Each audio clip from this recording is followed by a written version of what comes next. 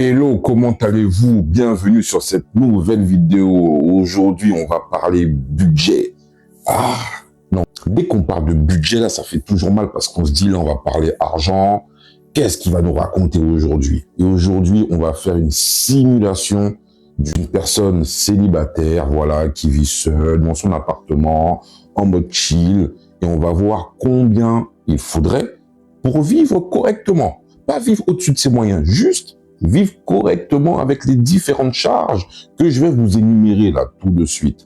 Juste un disclaimer, ne me faites pas mal à la tête, j'ai pris une moyenne. Bien sûr, on a tous des vies différentes, des charges qui varient. Là, j'ai pris une moyenne pour qu'on puisse se faire une idée de ce qu'il faudrait pour une personne, on va dire, qui veut avoir une vie moyenne, quoi, qui veut avoir une vie correcte. Voir combien il faudrait pour avoir cette vie, voilà, plus ou moins correcte. Alors, on commence. C'est un exercice intéressant à faire et on pourra vraiment débattre en commentaire. Alors, première partie, les charges fixes. Le loyer, en moyenne, 800 €. C'est la dépense numéro 1. On ne peut pas passer à côté. Tu payes ton logement. Avant même de manger, avant même de se vêtir, on pense tous à payer notre logement, avoir un toit sur la tête. Bien sûr, il y a des particularités en fonction de là où vous habitez. Si vous habitez à Paris, si vous habitez en banlieue, si vous habitez en campagne, bien sûr, les loyers sont extrêmement variés. Mais là, on est vraiment dans une moyenne, les gars. Non, c'est pas me faire mal à la tête. Oui, non, mais moi, je paye ici. Non, mais moi, j'ai tant d'aides. Non. Là, sans les aides, 800 € par mois. Pour éviter de me perdre, j'ai pris quelques notes afin que ce soit beaucoup plus précis.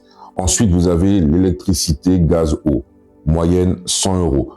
Pareil, ça dépend de la surface, ça dépend du type de chauffage, de la saison, etc. Mais en moyenne, 100 € par mois. Bien entendu, vous avez Internet et votre forfait téléphone. Les deux, globalement, vous reviennent à 50 € par mois. Ensuite, on passe à la partie 2. Les charges plus ou moins variables. Les courses. J'ai mis une moyenne de 350 € par mois.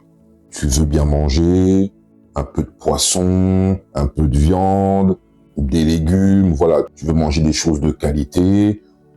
Voilà, on part sur 350 € par mois, bien sûr, hein, c'est extrêmement variable.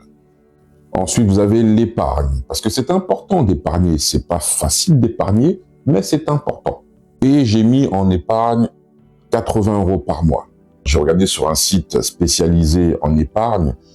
Les experts, généralement, conseillent d'épargner à peu près 10% de son salaire. Admettons, tu touches 2000 € par mois, tu devrais normalement épargner 200 € par mois. Mais bon, on sait que c'est compliqué, les gars. Donc là, j'ai mis 80 € par mois.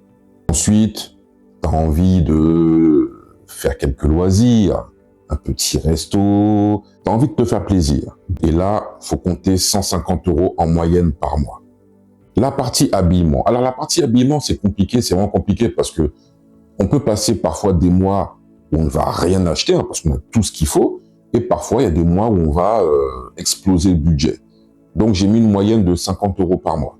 Pour ceux qui aiment voyager, pour ceux qui aiment prendre des vacances et pas forcément rester toujours sur place dans sa ville.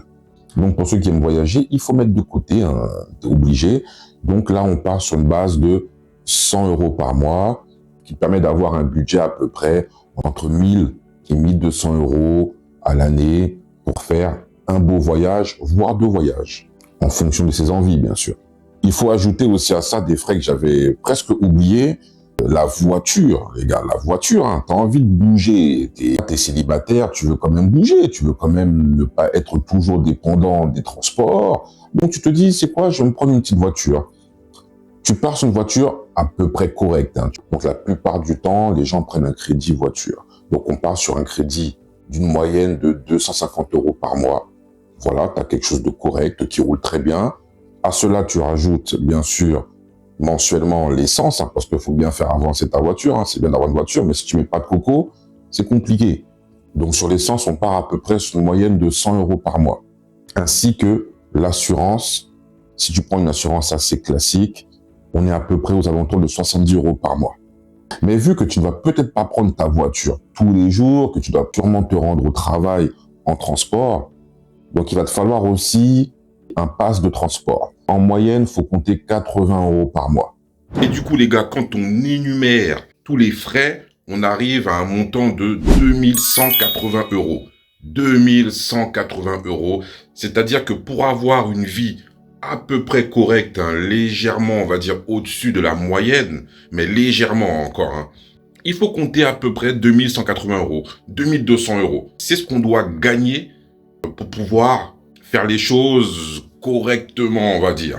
Maintenant, à vous d'aller chercher des activités complémentaires pour pouvoir augmenter ses revenus, changer de boulot éventuellement pour augmenter ses revenus, se lancer dans l'entrepreneuriat. Enfin voilà, il existe tout un tas de types de choses pour augmenter ses revenus et pour pouvoir upgrade sa vie. Et c'est vrai aussi, il faut se le dire, hein, faut pas que ce soit tabou. Le fait aussi de se mettre en couple, hein, ça permet aussi de diviser les charges, hein, au prorata de chacun. Bon, chacun voit midi à sa porte. En tout cas, on voit que maintenant, là, avec les différents besoins, les différentes charges que l'on a, faut se faire du cash. Faut se faire de l'oseille. Parce que même à 2180 €, on reste quand même assez serré, hein.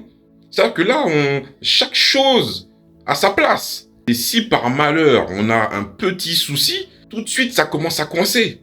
Pour être vraiment bien, pour être vraiment à l'aise, hein, sans forcément taper des sommes extraordinaires, je pense qu'une personne célibataire qui vit, voilà, toute seule là, comme je vous ai énoncé, faut au moins que cette personne touche au minimum pour être vraiment bien, au moins 3000 €, voire 3500 €.